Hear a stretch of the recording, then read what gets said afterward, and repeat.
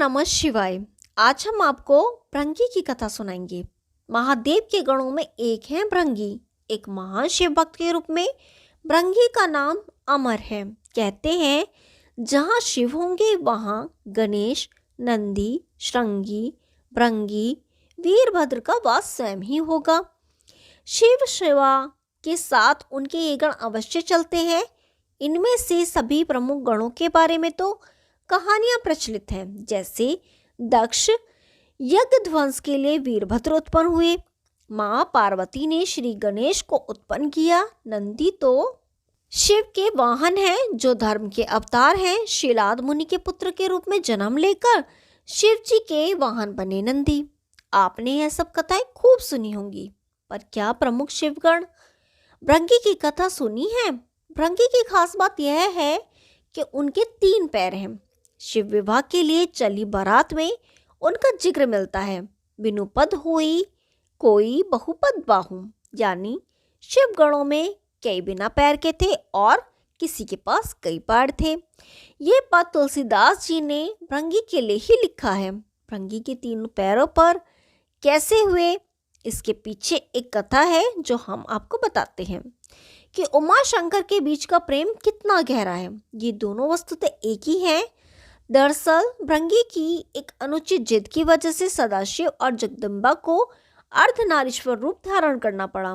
भृंगी महान शिव भक्त थे। सदाशिव के चरणों में उनकी अत्यधिक प्रीति थी। उन्होंने स्वप्न में ही शिव के अतिरिक्त किसी का ध्यान नहीं किया था। यहाँ तक कि वे जगत जननी माँ पार्वती को भी सदाशिव से अलग मानते थे। उनकी बुद्धि स्वीकार नहीं करती थी कि शिव और पार्वती में कोई भेद नहीं है।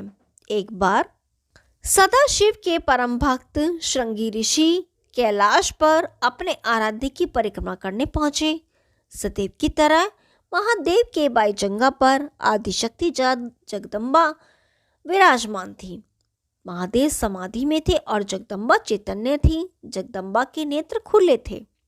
भृंगी तो आए थे शिवजी की परिक्रमा करने। शिवजी तो ध्यानमग्न थे। शिव प्रेम में भृंगी मत वाले हो रहे थे। वह सिर्फ शिव जी की परिक्रमा करना चाहते थे, क्योंकि ब्रह्मचर्य की उनकी परिभाषा अलग थी। पर क्या करें, पार्वती जी तो शिव जी के वामंग में विराजमान है। भृंगी अपना उतावलापन रोक नहीं पाए। साहस इतना बढ़ गया कि उन्होंने जगदम्बा से अनुरोध कर दिया कि वे शिव जी से अलग होकर बैठे ताकि मैं शिव जी की परिक्रमा कर सकूं। जगदम्बा समझ गई कि यह है तो तपस्वी, लेकिन इसे ज्ञान नहीं हुआ है, अभी यह अधूरा ज्ञान का है। इसलिए उन्होंने भृंगी की बात को अनसुना किया। भृंगी तो हठ में थे, कुछ भी सुनने समझने को तैयार ही नहीं। फिर से पार्वती जी से कहा कि आप कुछ देर के लिए हट जाएं तो मैं परिक्रमा कर सकूं। इस पर माँ पार्वती ने आपत्ति जताई और कहा, अनुचित बातें बंद करो। जगदम्बा महादेव की शक्ति है, वह सदा शिव से पृथक होने को कैसे तैयार होती। माता ने भृंगी को कई तरह से समझाया, प्रकृति और पुरुष के संबंधों की व्याख्या की, वेदों का उदाहरण दिया, परंतु भृंगी भी वैसे ही हठी थे। हठी की बुद्धि तो वैसे भी आधी हो जाती है। माता द्वारा दिए ज्ञानोपदेश उनके विवेक में उतरे ही नहीं। उनकी बुद्धि सृष्टि के इस रहस्य को समझने के लिए तैयार ही नहीं थी। उन्होंने सिर्फ शिव की परिक्रमा करने की ठान रखी थी। माता ने सोचा इस अज्ञानी को कुछ भी समझाने का लाभ नहीं है, इसे अनदेखा ही कर देना चाहिए। माता पार्वती शिव जी से अलग नहीं हुई। भृंगी ने भी हठ ही पाल रखी थी। अपने मन की करने के लिए एक योजना बना ली। भृंगी ने सर्प का रूप धारण किया और शिव जी की परिक्रमा करने लगे। सरकते हुए वह जगदम्बा और महादेव के बीच से निकलने का प्रयत्न करने लगे। उनकी इस धृष्टता का परिणाम यह हुआ कि शिव जी की समाधि भंग हो गई। उन्होंने समझ लिया कि मूर्ख जगदम्बा को मेरे वाम अंग पर देखकर विचलित है, वह दोनों में भेद कर रहा है। इसे सांकेतिक रूप से समझाने के लिए शिवजी ने तत्काल अर्धनारीश्वर स्वरूप धारण कर लिया। जगदम्बा अब उन्हीं में विलीन हो गई थी। शिवजी दाहिने भाग से पुरुष रूप में और बाएं भाग से स्त्री रूप में दिखने लगे। अब तो भृंगी की योजना पर पानी फिरने लगा। हठी का हठ तो भगवान से भी ऊपर जाने लगता है। भृंगी ने इतने पर भी हिम्मत नहीं हारी। उन्हें तो बस शिव जी की परिक्रमा करनी थी। अपनी जिद पूरी करने के लिए एक और मूर्खतापूर्ण प्रयास किया। अब भृंगी ने चूहे का रूप धारण कर लिया। चूहे के रूप में प्रभु ने अर्धनारीश्वर रूप को कुतरकर एक दूसरे से अलग करने की कोशिश में जुट गए। अब यह तो अति थी। शिव भक्त भृंगी की दृष्टता को लगातार सहन करती आ रही जगदम्बा का धैर्य टूट गया। उन्होंने भृंगी को शाप दिया, हे भृंगी, तू सृष्टि के आदि नियमों का उल्लंघन कर रहा है। यदि तू मातृ शक्ति का सम्मान करने में अपनी हड्डी समझता है तो अभी इसी समय तेरे शरीर से तेरी माता का अंश अलग हो जाएगा। यह श्राप सुनकर स्वयं महादेव भी व्याकुल हो उठे।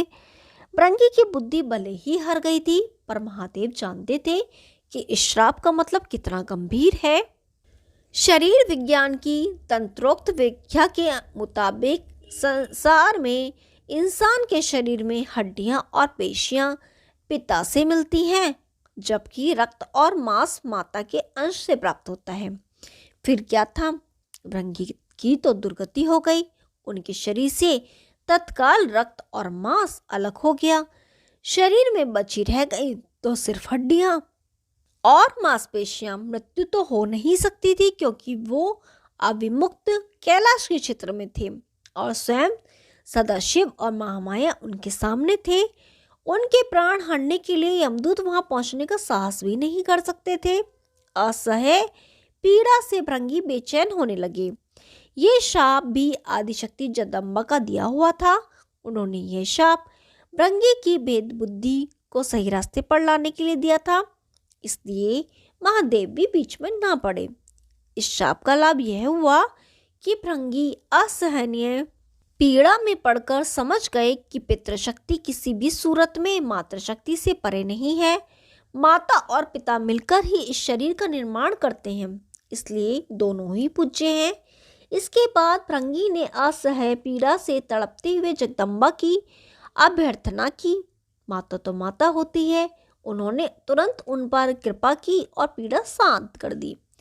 माता ने अपना शाप वापस लेने का उपक्रम शुरू किया, लेकिन धन्य थे भक्त भृंगी भी। उन्होंने माता को शाप वापस लेने से रोका। भृंगी ने, माता, मेरी पीड़ा दूर करके आपने मेरे ऊपर बड़ी कृपा की है, परंतु मुझे इसी स्वरूप में रहने दीजिए। मेरा यह स्वरूप शरीर के संसार के लिए एक उदाहरण होगा। इस सृष्टि में फिर से कोई मेरी तरह भ्रम का शिकार होकर माता और पिता को एक दूसरे से अलग समझने की भूल ना करेगा। मैंने इतना अपराध किया, फिर भी आपने मेरे ऊपर अनुग्रह किया। अब मैं एक जीवंत उदाहरण बनकर सदैव आपके आसपास ही रहूंगा। भक्त की यह बात सुनकर महादेव और जगदम्बा दोनों पुलकित हो उठे। अर्धनारीश्वर स्वरूप धारण किए हुए माँ जगदम्बा और पिता महादेव ने तुरंत भृंगी को अपने गणों में प्रमुख स्थान दिया। भृंगी चलने फिरने में समर्थ हो सके, इसलिए उन्हें तीसरा पैर भी दिया। तीसरे पैर से वह अपने भार को संभालकर शिव पार्वती के साथ चलते थे। अर्धनारीश्वर भगवान ने कहा, हे भृंगी, तुम सदा हमारे साथ रहोगे। तुम्हारी उपस्थिति इस जगत को संदेश होगी कि हर जीव में जितना अंश पुरुष है उतनी ही अंश है नारी। नारी और पुरुष में भेद करने वाले की गति तुम्हारे जैसी हो जाती है। पुरुष और स्त्री मिलकर संसार को आगे बढ़ाएं। दोनों बराबर अंश के योगी हैं। यही सिद्ध करने को मैंने अर्धनारीश्वर रूप धरा है। स्त्री पुरुष दोनों का अपना स्थान, अपना अस्तित्व है। इसे नकारने वाले को शिव शिवा दोनों में से किसी की भी कृपा प्राप्त नहीं होती। वह जीव मृत्युलोक में सदा शिव शिवा की कृपा के लिए तरसता ही रहता है। भृंगी को वो पद प्राप्त हुआ जिसे हासिल करने के लिए इंद्रादि बड़े बड़े देवता भी लालायत रहते हैं। संसार को मैथिली सृष्टि की व्यवस्था शिव जी ने ही दी है। इसके लिए उन्होंने सबसे पहले ब्रह्मा को अपना अर्धनारीश्वर स्वरूप दिखाया। उसे देखकर ही ब्रह्मा ने नारी की कल्पना की, नारी और पुरुष के संयोग से सृष्टि रचना की व्यवस्था दी, अर्थात नारी मिलकर सूक्ष्म ब्रह्मा की तरह सृष्टिकर्ता हो जाते हैं। फिर शिव ने जगदम्बा के साथ विवाह व्यवस्था की। सर्वप्रथम विवाह जगदम्बा का शिव से हुआ था। ओम नमः शिवाय।